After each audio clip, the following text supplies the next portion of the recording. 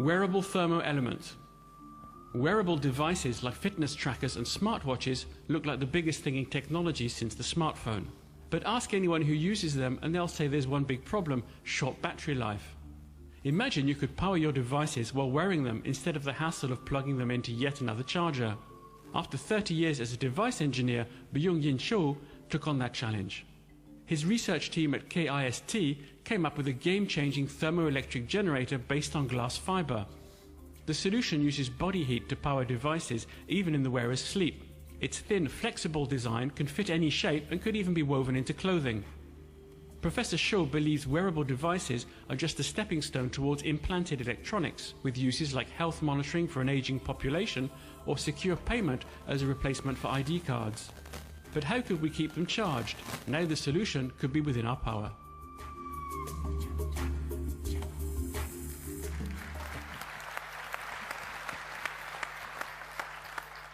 I see Joël de Ronet smiling in the audience, probably thinking, I thought of that 30 years ago. Professor Cho, I mean, turning heat into power is basically what any power plant will do, except you're turning not that much heat, which is like skin heat, which is, well, pretty much the temperature in this room, into usable power. How do you do that? Actually, the power generated is depending on the temperature difference. So if I have a fever, I can power my smartphone. Yes, maybe in the cold weather like today, we will have more power. But anyway, in general case, in our usual situation, we have a temperature difference around 5 degrees C between the body temperature and the surrounding area.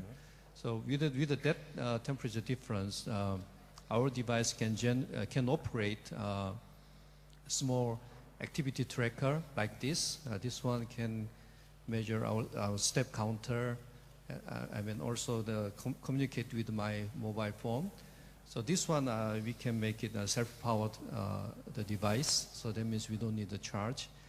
And also for the smartwatch, we can cover not 100% at this moment, but we can cover some percent. We are targeting around 20–30% of the smartwatch at this moment.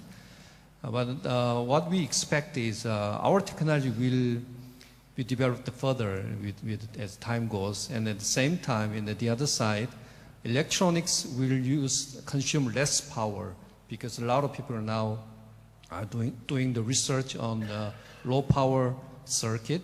So eventually, the low power trend and low power consumption trend and the more power generation from our device will be merged in the future.